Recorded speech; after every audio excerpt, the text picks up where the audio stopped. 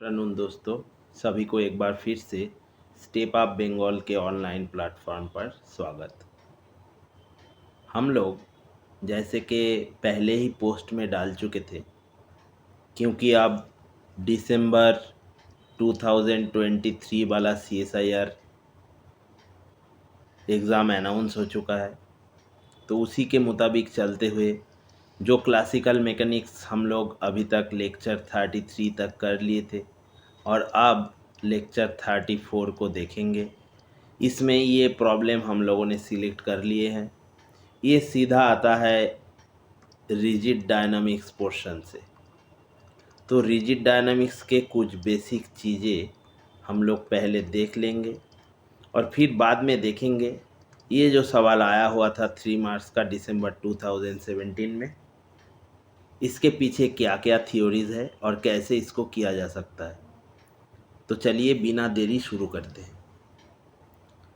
हम लोग Lagrangian mechanics पूरे पढ़ लिए थे। लेक्चर 1 से 33 में आपको ये सब मिल जाएगा। हम लोग अभी देखेंगे ये रिजिड डायनामिक्स वाला हिस्सा। एक्चुअली पहले आता है न्यूटोनियन मैकेनिक्स।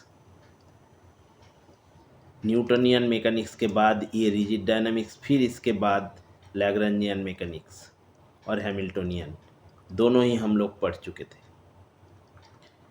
हम लोग क्यों ये दोनों पहले पढ़ चुके थे, ये इसलिए कि यहाँ से ही ज़्यादा क्वेश्चन क्लासिकल मैकेनिक्स पर आता है।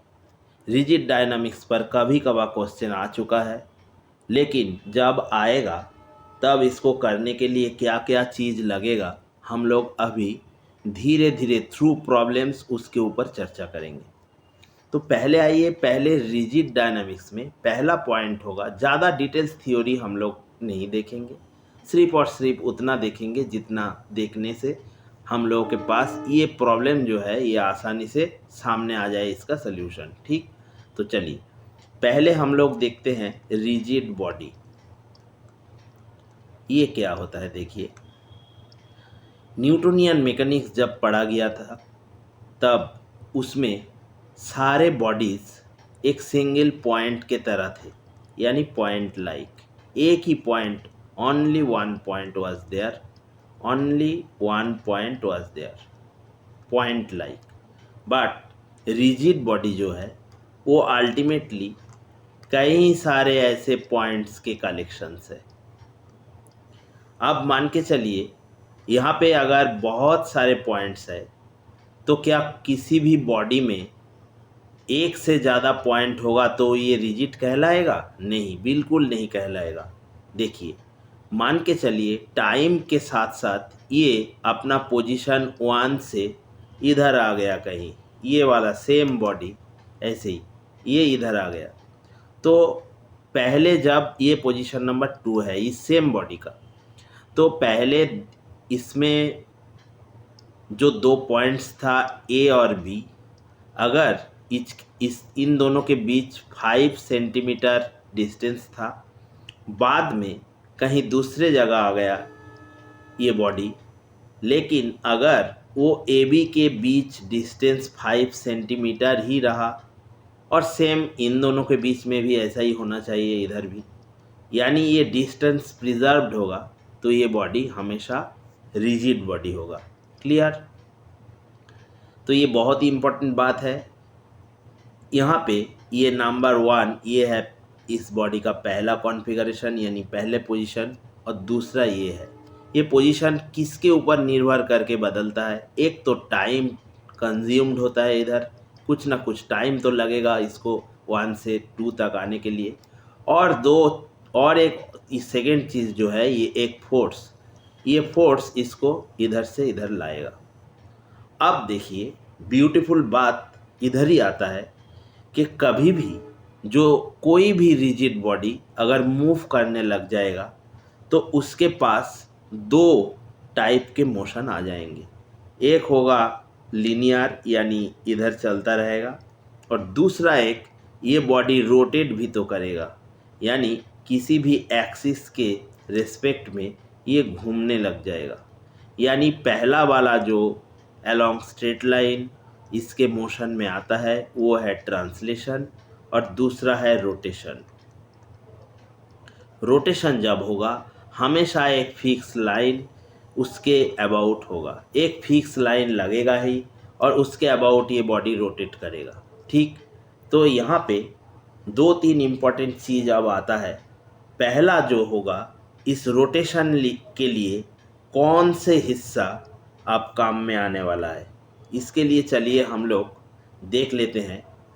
ये वाला एक सवाल जो इधर आया था, देखिए, रेगुलर सॉलिड टेट्राहेड्रॉन, इसको हम लोग घुमाना चाहते हैं।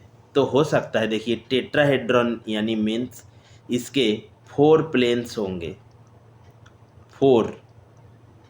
4 प्लेन्स इसके अंदर दिखेगा। ये वाला एक, ये वाला एक, ये वाला एक और एक सामने वाला। मान के चलिए किसी भी रूम के किनारे आप चले गए, किसी भी रूम के किनारे में आप गए और उधर ये तीनों था, 1 2 3, इसके साथ आपने इसको भी ले लिया, ये वाला प्लेन, तो ये फोर्थ आ जाएगा और ये रेगुलर टेट्राहेड्रॉन बन जाएगा। इसका सीजी जो है जी, ये बहुत ही इम्पोर्टेंट है। ये कहीं इधर रहेगा और फिर इधर भी रह सकता है। जैसे मार्किंग तो ये जी इधर ही किए है, आप मार्किंग इधर भी ले सकते हैं, इधर भी ले सकते हैं। मान के चलिए इधर जी है और ये तीनों ए बी सी और उसके साथ साथ ये ओ, ये वर्टेक्स है। चारों वर्टेक्स इधर लगा हुआ है, ए से लेकर बी सी और ओ। और ये जी है इसका centre of gravity, centre of gravity, और कभी कभार हम लोग इसको सेंटर ऑफ मास ये भी कहते हैं। ठीक, अब ये जो जी बनेगा आप लोग जानते ही होंगे, ये चारों जो कोऑर्डिनेट्स है, इस चारों कोऑर्डिनेट्स के सम को अगर इस जी को निकालने के लिए बोलेगा सामने वाला, तो आपको क्या करना होगा, सिर्फ और सिर्फ x1 plus x2 plus x3 plus x4/4, यहाँ से ये बाकी भी 3 ऐसे y कोऑर्डिनेट और z कोऑर्डिनेट आ जाएगा। तब आपके पास ये जी आ जाएगा जहाँ पे पूरे मास कॉन्सेंट्रेटेड होते हैं। ऐसे हाइपोथेटिकल, यानी हम लोग एक ऐसा मान के लेते हैं कि सेंटर ऑफ मास में ही इसका पूरा मास कैपिटल M कॉन्सेंट्रेटेड है। तो रेगुलर टेट्राहेड्रॉन यानी इसका हर एक साइड का लेंथ सेम है। अगर एक ए है तो दूसरा भी ए, तीसरा भी ए, और हर एक एंगल जो ये बीच में लगा हुआ है ये भी अगर सेम बन जाए तब ये होगा रेगुलर। सेंटर ऑफ ग्रेविटी क्या है जी, हम लोग देख लिए हैं। ठीक है, अब आ जाइए बहुत ही इम्पोर्टेंट बात, rigid body motion specifically consist of 2 parts. एक है रोटेशन और ये बहुत ही इम्पोर्टेंट होने वाला है। दूसरा है ट्रांसलेशन, यानी अलॉन्ग स्ट्रेट लाइन भी इसका मोशन होगा और ये रोटेट भी करेगा। अब देखिए रोटेशन के लिए क्या हमको लगेगा, ये मान के चलिए एक रिजिड बॉडी है, हम लोग पहले ही कह चुके हैं एक एक्सिस लगेगा जो फिक्स्ड होगा। अब रिजिड बॉडी फिक्स्ड, ये एक्सिस फिक्स्ड है। अब रिजिड बॉडी के अंदर बहुत सारे पॉइंट्स है, जैसे ये है, ये मान के चलिए M1 है, ये इस एक्सिस ऑफ रोटेशन यानी इस फिक्स्ड एक्सिस के मान के चलिए R1 दूरी पे है, और दूसरा एक मास M2 ये R2 दूरी पे है। तब हम एक नए चीज़ डिफाइन करते हैं, वो है मोमेंट ऑफ इनर्शिया। इसी के ऊपर ये सवाल पूछा गया था, देख लीजिए एक बार। ये देखिए मोमेंट ऑफ इनर्शिया, ये वाला हिस्सा ये इम्पॉर्टेंट है, इसको हम लोग धीरे धीरे समझते हुए चलेंगे। ठीक है, ये बेसिक लेक्चर है, इसके थ्रू हम ये प्रॉब्लम भी कर लेंगे।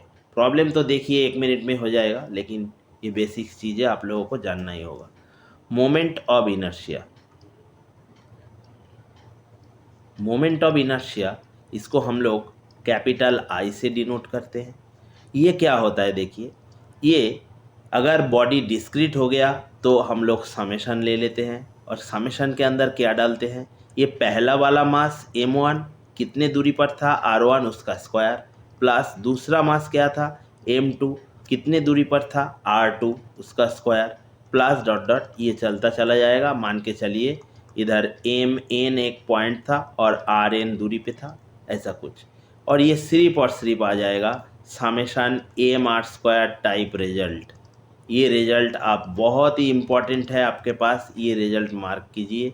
ये है एक्चुअली कैपिटल आई यानी मोमेंट ऑफ इनर्शिया। अब बात ये आता है कि ये मोमेंट ऑफ इनर्शिया जिसको हम लोग एम फुल स्टॉप आई से डिनोट करेंगे, ये क्या रोल प्ले करता है। देखिए, जब हम लोग लीनियर मोशन पढ़ते हैं ना, लीनियर मोशन, उसके साथ इस रिजिड बॉडी मोशन का अंतर यही रोटेशन है। तो लीनियर मोशन में एक बॉडी स्ट्रेट लाइन के अलोंग ऐसा चलता है, या फिर किसी भी कार्व के अलोंग चलेगा तो ऐसा चलेगा। ये सारे हिस्से लीनियर मोशन है।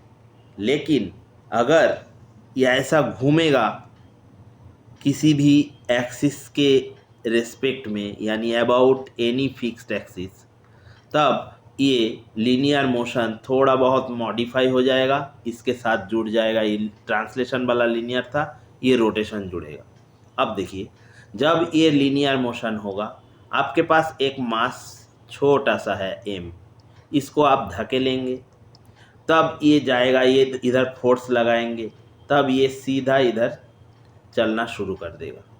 अब ये मास अगर बढ़ जाएगा, यानी ये बड़ा होता चला जाएगा और ये कैपिटल एम हो जाएगा, तब ये फोर्स ये भी चेंज हो जाएगा। अब आप किसी भी तरह इस छोटे फोर्स F1 मान के चलिए, F2 जो होगा, F2 आप बड़ा होगा इसको धकेलने के लिए। ये बात आपके दिमाग में तो है ही कि जितना मास बढ़ेगा ज़्यादा फोर्स लगेगा।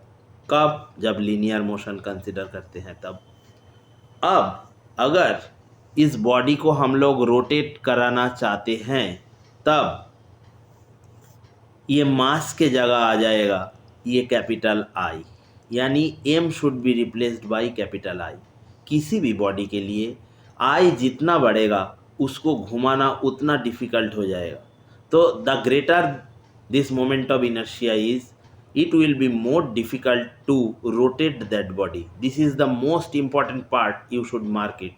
सभी लोग कॉपी में इसको मार्क कीजिएगा कि कभी भी किसी भी बॉडी को अगर रोटेट करना चाह रहे हैं हम लोग, तो जिस बॉडी का MI ज़्यादा होगा उसको रोटेट कराने में हम लोगों के पास दिक्कत ज़्यादा होगा। तो कौन सा बॉडी आसानी से रोटेट होगा या नहीं होगा, ये निर्भर करेगा, जैसे कि लीनियर मोशन में स्मॉल m के ऊपर, इधर इस I के ऊपर। ठीक, तब हम लोग कहते हैं लीनियर मोशन में मास जो रोल प्ले करता है, रोटेशन में, रोटेशनल मोशन, इसको हम लोग रोटेशनल मोशन कहते हैं, रोटेशनल मोशन में I वो सेम रोल प्ले करेगा। अब हम लोग देखेंगे very simple cases how to determine this I for regular bodies. Regular means अभी हम लोग कह चुके हैं, जिसका ये जो साइड देख पा रहे हैं ना, तीनों के तीनों A है, ऐसा कोई रिजल्ट होगा, ये सारे बॉडीज रेगुलर होगा। तो इस रेगुलर के लिए I कैसे निकाला जाता है, इसके लिए हम लोग थोड़ा बहुत चर्चा कर लेते हैं, 2-3 केस, उसके बाद उस प्रॉब्लम के सल्यूशन में आएंगे जो कि CSIR में पूछा गया था। तो आ जाइए, पहला वाला ये कौन सा होगा, देखिए। मान के चलिए आपके पास एक रॉड दिया हुआ है, ये रॉड, इसका लेंथ टोटल लेंथ था 2a और 20 में से एक लाइन खींचा गया है। इस लाइन के रेस्पेक्ट में हम लोग I निकाल लेना चाहते हैं। तब इधर इस रॉड का लेंथ a था और इधर भी a। ठीक, इस लाइन का खासियत देखिए, इस लाइन सीधा रॉड के बीच में से गुजरा है और ठीक बीच में आप लोग जानते हैं उसका CG है G, तो वहाँ से गुजरा है। तो कैसे हम लोग I को कैलकुलेट करेंगे? इसको करने के लिए हम लोग क्या करते हैं, जिस एक्सिस के रेस्पेक्ट में हम लोगों के पास I निकलना होगा, उस एक्सिस से थोड़ा बहुत दूर, मान के चलिए X, एक छोटा स्ट्रिप ले लेंगे, एलिमेंटरी स्ट्रिप। हम लोग ये छोटा हिस्से को एलिमेंटरी स्ट्रिप कहेंगे। ठीक, ये एलिमेंटरी स्ट्रिप dx इधर छोटा वाला जो लेंथ होगा इसका ये dx है। अब देखिए मान के चलिए ये बॉडी पूरा 2a लेंथ का था, तो 2a लेंथ के लिए इसका टोटल मास था मान के चलिए m। तो यूनिट लेंथ के लिए जो मास होगा वो होगा m/2a। इसको हम लोग इसका डेंसिटी कहते हैं और ये डेंसिटी होगा लीनियर डेंसिटी। लीनियर डेंसिटी आप लोग बहुत सारे जगह पढ़ चुके हैं कि रो यानी मास बाय वॉल्यूम। यस, ये भी सही है, लेकिन दिस इज वॉल्यूम डेंसिटी और simply the density. Here this density may be due to length also and in that case we will call it linear density। हम लोग कहेंगे ये linear density है। बात इतने दूर तक आपके समझ में आ गया होगा।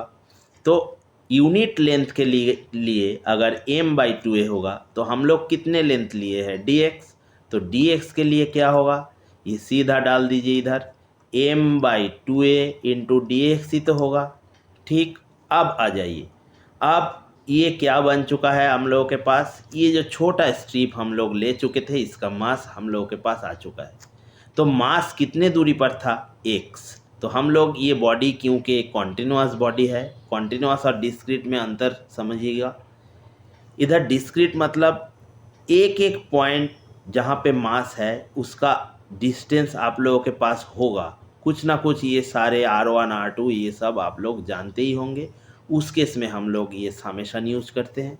और जब बॉडी में ऐसा कुछ देखिए पॉइंट कहाँ पे कितने दूरी पर है हम लोगों को पता नहीं, तब हम लोग इंटीग्रल लगाते हैं। तो इंटीग्रेशन कितने दूर x कहाँ से कहाँ तक जाएगा, यहाँ पर 0 पे था, इधर a तक, इधर -a तक, तो -a से +a के अंदर ये इंटीग्रेशन होगा।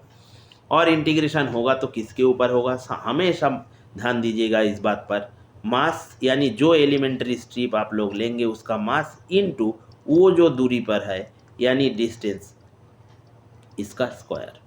ठीक, तो लाइए क्या होगा -a से a, ये मास आपके पास आ चुका है ना, m/2a, dx को थोड़ा इधर धक लिए, और ये डिस्टेंस क्या था x यानी इसका स्क्वायर। अगर आप लोग इसका इंटीग्रल करेंगे तो ये सीधे तरीके में आ जाएगा m²/3। ये इम्पोर्टेंट बात है, आप लोग मार्क कर लीजिए। अब देखिए एक बड़ा ही ब्यूटीफुल बात, ये जो स्ट्रेट लाइन था ये G से होके गुजरा था। अगर हम लोग चाहते हैं कि ये स्ट्रेट लाइन के थ्रू नहीं लेके हम लोग इस लाइन के थ्रू लेंगे, मान के चलिए ये I1 होगा, ये किसके अबाउट था, about a line through CG। अब हम लोग चाहते हैं I2 हो जाए अबाउट ए लाइन मान के चलिए ये लाइन PQ है, अबाउट ए लाइन PQ, ये एक साइड में आ गया है। तब क्या होगा, इधर इंटीग्रल लगेगा तो लगेगा 0 से 2a तक, क्योंकि यहाँ पे a 0 है, टोटल 2a ही तो है। ठीक, मास तो ऐसे ही लगेगा, क्यों आप कहाँ लेंगे, ये x मान के चलिए आप इधर भी ले सकते हैं, लेकिन x अभी इतना दूर हो जाएगा, तो ये x, और इधर m/2a ये हमेशा होगा आपके पास। ठीक है, सिर्फ ये रेंज बदल जाएगा, और उसके साथ साथ x² dx ये भी होगा। और ये m/2a जो था ये एलिमेंट्री मास कहाँ से आया था, ये वाला हिस्सा, इसको करेंगे तो आप लोगों के पास आ जाएगा 4/3 ma²। अब देखिए बहुत ही इम्पोर्टेंट बात इधर आता है, ma² तो दोनों में ही है, ये क्या है लगभग आपके पास 0.33 ma², और ये क्या है देखिए 1 पॉइंट समथिंग, 1 पॉइंट क्या होगा 1.3 के करीब कुछ रिजल्ट, और ma²।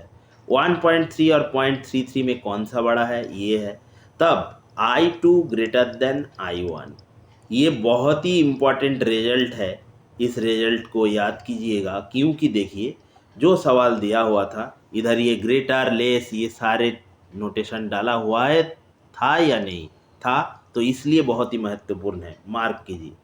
यानी हम लोगों के पास क्या आ चुका है, ये I2 क्योंकि बड़ा है I1 से, तब हम जब ये रॉड को रोटेट करवाएंगे इस एक्सिस के थ्रू, तो हम लोगों को कम मेहनत करना पड़ेगा क्योंकि ये 0.33 था, और जब इस एक्सिस के थ्रू हम लोग घुमाएंगे तो ज़्यादा मेहनत करना पड़ेगा, यानी ये दो बराबर नहीं होगा। क्लियर?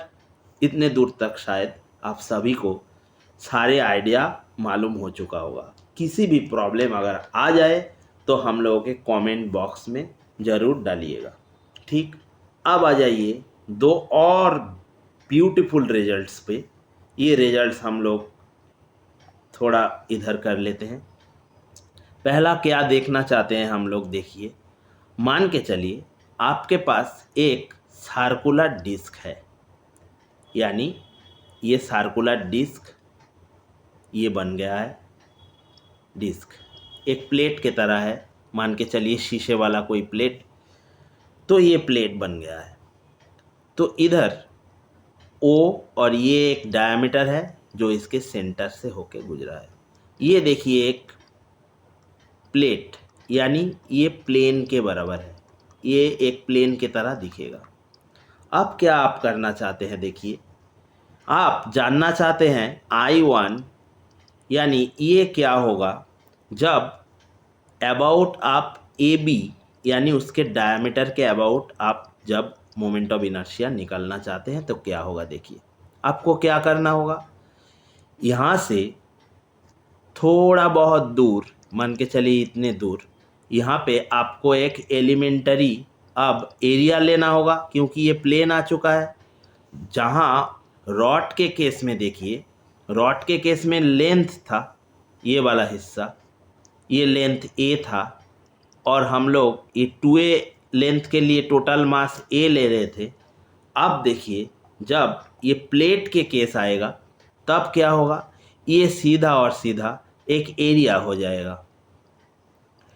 तो इधर टोटल एरिया क्या था, मान के चलिए ये आपके पास रेडियस A है, तो पाई A स्क्वायर इसका एरिया होगा, इसका अंदर वाला एरिया, ये अंदर वाला एरिया। पाई A स्क्वायर के लिए M मास है, तो यूनिट एरिया के लिए क्या होगा, M by pi A square. ये इधर रो हो जाएगा, ये हो जाएगा एरियल डेंसिटी और density due to area. Clear? तो लीनियर डेंसिटी के साथ साथ हम लोग अभी एरियल डेंसिटी भी जान लिए हैं। और हम लोग क्या करेंगे, यहाँ पे मान के चलिए एक एरिया, स्मॉल एरिया हम लोग इधर लेंगे, जैसे उधर स्मॉल लेंथ लिए थे, और ये एरिया पोलर कोऑर्डिनेट सिस्टम में हमेशा R D theta D R होता है, तो ये area R D theta D R हो जाएगा। तो 1 के लिए तो M by pi A square था, अब R D theta D R के लिए क्या हो जाएगा, M into R D theta D R, और नीचे क्या आ जाएगा, पाई A स्क्वायर। ठीक, तो ये तो आ चुका है। अब देखिए R कौन सा था, ये था R और ये था थीटा। ठीक, तब ये डायमीटर से ये कितने दूरी पर है, ये सीधा और सीधा ये रिजल्ट क्या हो जाएगा, R साइन थीटा ना।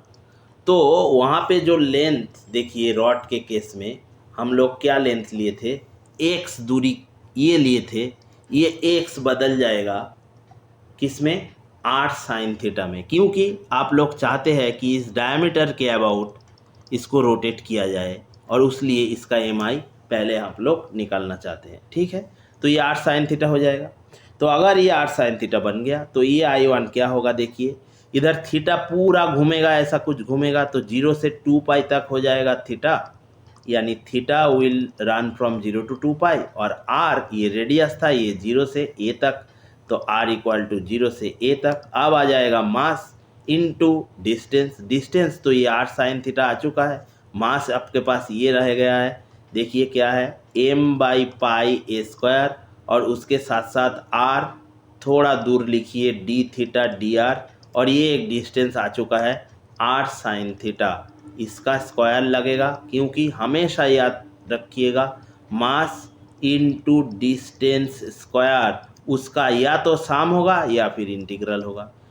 डिस्क्रीट केस में सम, कॉन्टिन्यूअस केस में इंटीग्रल। इस इंटीग्रल को आप लोग घर में करेंगे तो सीधा और सीधा आ जाएगा MA स्क्वायर बाई 4। क्लियर? यानी 0.25 MA स्क्वायर। ये है I1। अब आइए, ये I2 हम लोग अब निकालना चाहते हैं। एक लाइन जो यहाँ से गुजरा है, देखिए ये O से ही गुजरा है, लेकिन इस प्लेन के ऊपर परपेंडिकुलर है, यानी सीधा आप लोग इस पे खड़े हो गए हैं। अब मान के चलिए एक आदमी ये OL है और सीधा इस प्लेट के ऊपर आके बीच में खड़ा हो गया, तब I2 क्या आएगा? देखिए अब ये R बदल जाएगा, क्योंकि ये लाइन खड़ा है। अब डिस्टेंस R साइन थीटा नहीं होगा, इस लाइन से यहाँ तक डिस्टेंस होगा, तो वो क्या होगा? सिर्फ और सिर्फ R। इधर R साइन थीटा की जगह हम लोग क्या रखेंगे? सेम टाइप का इंटीग्रल होगा। Theta equal to 0 to 2 pi होगा, R equal to 0 to a ही होगा, m बाई पाई स्क्वायर नहीं बदलेगा, R भी रहेगा, ये सीधा हो जाएगा R स्क्वायर और फिर डी थीटा डी आर। इसको हम लोग करेंगे तो क्या आ जाएगा? देखिए इसको हम लोग करेंगे तो आ जाएगा m² बाई 2, यानी ये 0.5 m²। अब कौन सा ज़्यादा आ चुका है? देखिए I2 या I1? इधर था 0.25, इधर 0.5, यहाँ I2 ग्रेटर देन I1 आ चुका है। तब आपके पास क्या आ चुका है? देखिए अगर ये I1 यानी पहला वाला, इसको आप लोग घुमाना चाहते हैं, ये I1 इसको आसानी से आप घुमा सकते हैं क्योंकि इसका I1 कम है, लेकिन ये ज़्यादा है, इसलिए इस प्लेट को, इसी सेम सर्कुलर प्लेट को अबाउट डायमीटर आप लोग घुमाएंगे तो आपको परेशानी कम होगा, लेकिन ये परपेंडिकुलर एक्सिस के अबाउट घुमाएंगे, इसके अबाउट घुमाएंगे तो परेशानी ज़्यादा होगा। क्लियर? तो इतने दूर तक शायद आप लोग समझ गए होंगे। अब आइए एक लास्ट बात जो हम लोग देखेंगे। अब मान के चलिए ये बॉडी सर्कुलर प्लेट से बड़ा हो चुका है और ये हो गया है सीधा और सीधा एक स्फीयर। ये स्फीयर हॉलो भी हो सकता है, यानी इसके बीच में कुछ नहीं होगा। तो एक हॉलो स्फीयर के लिए आप लोग क्या करना चाहते हैं? एक डायमीटर ले लिए है, मान के चलिए ये एक डायमीटर है, ये आप 3D स्पेस पे आ चुका है और यहाँ पे इसका G इधर होगा कहीं। सर्कुलर प्लेट के लिए G कहाँ था? इधर था, ये ओ वाला पॉइंट यही G था, सेंटर ऑफ ग्रेविटी। अब सेंटर ऑफ ग्रेविटी कहाँ आ गया? इस G पे आ गया, क्योंकि ये हॉलो स्फीयर है। तो इस स्फीयर मान के चलिए ये m मास का ही है, इसके लिए जो I1 आएगा वो कैलकुलेशन करने के लिए आपको 3 यानी ट्रिपल इंटीग्रल लगाना पड़ेगा।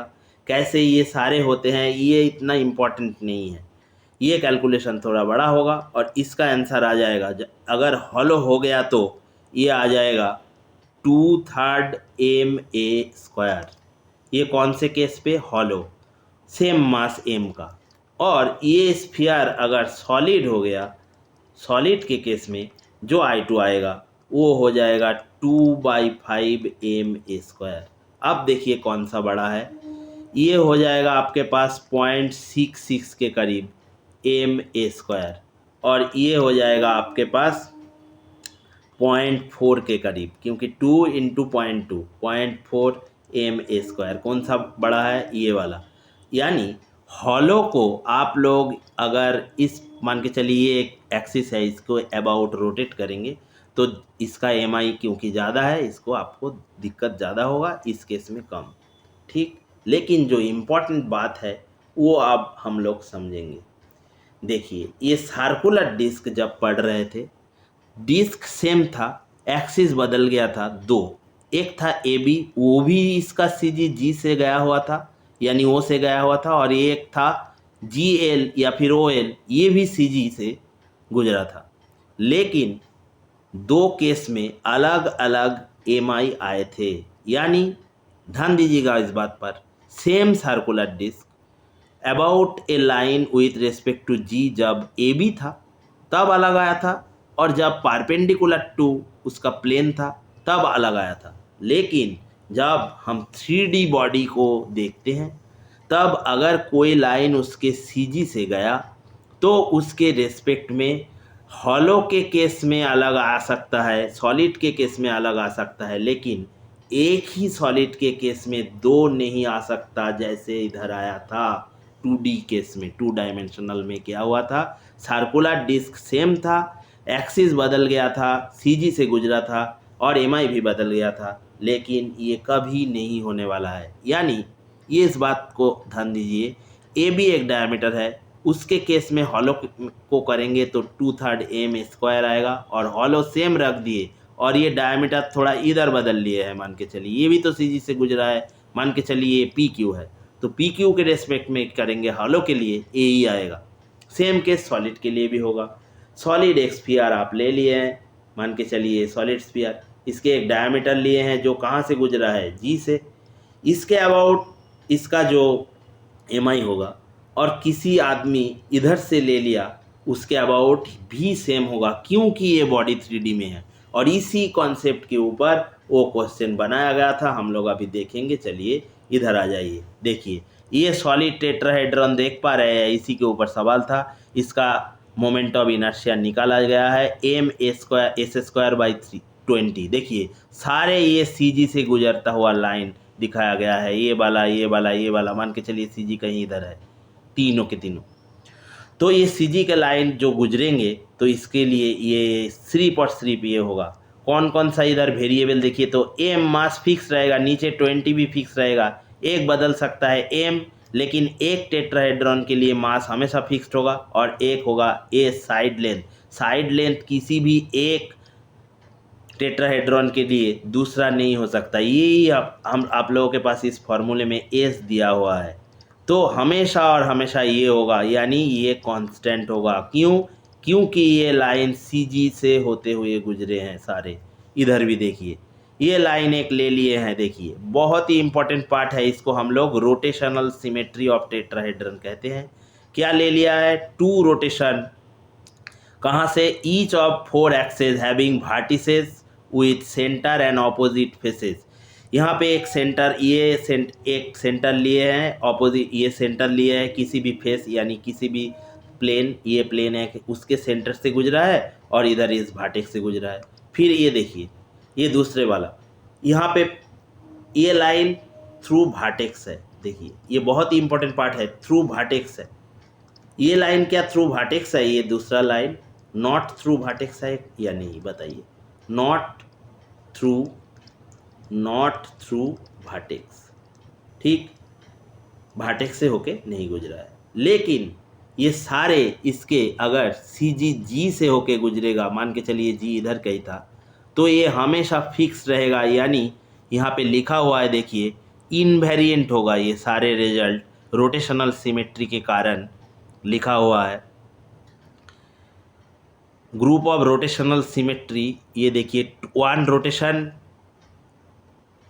एक रोटेशन लगा हुआ है, रोटेशनल सिमेट्रीज। ये सिमेट्री वर्ड पे ध्यान दीजिएगा, रोटेशनल सिमेट्री मतलब इनवेरिएंट, ये वर्ड आपके लिए काम का है, क्योंकि ये 2 रोटेशनल सिमेट्री जो इस अबाउट लाइन के अबाउट इसको घुमाया गया, या फिर ये लाइन के अबाउट यानी 120 240, ये सीधा कहाँ चला जाएगा? एक ऑल्टरनेटिव ग्रुप A4 फॉर्म करेगा। कहाँ से आया था? S4 से। S4 से आधे एलिमेंट उठा के ही तो आप लोग A4 ग्रुप बनाए थे, ऑल्टरनेटिंग ग्रुप। ये ग्रुप भी फॉर्म करता है, ये रोटेशनल सिमेट्री, यानी इस इनवेरिएंट के कारण। यानी दिमाग में आइडिया डाल लीजिए, किसी भी लाइन जो CG से होते हुए गुजरेगा, किसी भी रेगुलर बॉडी के लिए, सॉलिड हो या हॉलो हो, उसमें कुछ आता जाता नहीं, लेकिन CG से जाना चाहिए। अब अगर ये जाएगा तो हमेशा उसका रोटेशन इनवेरिएंट होगा। अब आ जाइए फिजिक्स के ऊपर, रोटेशन के लिए कौन जिम्मेदार है? I यानी मोमेंट ऑफ इनर्शिया। अब अगर रोटेशनल इनवेरिएंट यानी रोटेशनल सिमेट्री आ गया तो ये MI क्या हो जाएगा? कांस्टेंट नहीं होगा क्या? यानी हर एक एक्सिस के लिए ये सेम होगा कि नहीं होगा, बताइए। ज़रूर सेम होगा। तो ये दोनों रिजल्ट हम लोग ब्यूटीफुल देख लिए हैं, इस रिजल्ट को मार्क कीजिए। कभी कभार हो सकता है, हम लोग बहुत बार कह चुके हैं कि जब भी CSIR में कोई क्वेश्चन आएगा, वो वहाँ पे 2 3 4 आइडियाज़ को जुड़ा हुआ रहता है। वो लोग क्या करते हैं, सारे आइडियाज़ को जोड़ देते हैं। जिसके पास ये रोटेशनल सिमेट्री यानी ये इनवेरिएंट वाला आइडिया था, वो तो आसानी से ये प्रॉब्लम करके ले गए थे। देखिए प्रॉब्लम क्या था। IM denote the moment of inertia of a regular solid tetrahedron about an axis M passing through it CG। ये इंपॉर्टेंट बात है, देखिए, यानी ये आई के अंदर जब एम डाला जाएगा यहाँ पे ऑलवेज थ्रू CG ये होगा, सेंटर ऑफ ग्रेविटी से होते हुए गुजरेगा, ठीक। तब आई के अंदर अगर एल डालेंगे तो एल भी क्या होगा, ऑलवेज थ्रू CG, क्योंकि ये नोटेशन में तो यही बोला हुआ है।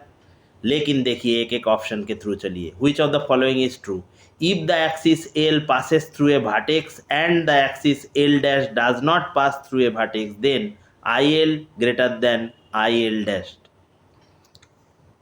IL dash क्या है, IL dash है थ्रू CG, G से गया हुआ है, प्लस इधर देखिए G से गया हुआ है और वर्टेक्स, यहाँ पे G से गया हुआ है, नॉट वर्टेक्स। आ जाइए इस फिगर के ऊपर, ये देखिए, ये मानिए G से गया हुआ है और यह वर्टेक्स कहाँ का रखा था, यहाँ था, यहाँ था, यहाँ था, यहाँ था, लेकिन किसी के अंदर से ये नहीं गया था, ये वाला पॉइंट से गया था और ये G वाला पॉइंट से गया था। यहाँ पे भी जो होगा, और अगर इधर देखिए, इधर वर्टेक्स से होते गया था और ये G मान के चलिए इधर कहीं था, G से होते हुए गुजरा था, ठीक। तब दोनों ही केस में क्या था, रोटेशनल सिमेट्री के कारण इनवेरिएंट था। तब इधर क्या कह चुका है, ये कम और ज़्यादा होगा, ये नहीं हो सकता, ये चला जाएगा, क्योंकि रोटेशनल सिमेट्री के कारण जब भी ये CG से होते हुए गुजरेगा, जैसे कि हम लोग अभी अभी देख चुके हैं, देख लीजिए एक बार, ये हॉलो और सॉलिड स्फीयर के केस में देखिए, प्रॉब्लम आइडिया बहुत ही अच्छे तरीके में हम लोग डाल चुके थे। ये देखिए हॉलो स्फीयर, ये एक लाइन है, जो लाइन क्या है, सीधा CG से गुजरा है, इसके अबाउट भी जो होगा, और एक दूसरा लाइन ये है AB, इसके थ्रू भी सेम होगा, क्योंकि ये बॉडी 3D में है और इसके पास रोटेशनल सिमेट्री होगा, क्योंकि ये बॉडी रेगुलर था, ये रेगुलर के कारण रोटेशनल सिमेट्री इसमें आ जाएगा, ठीक।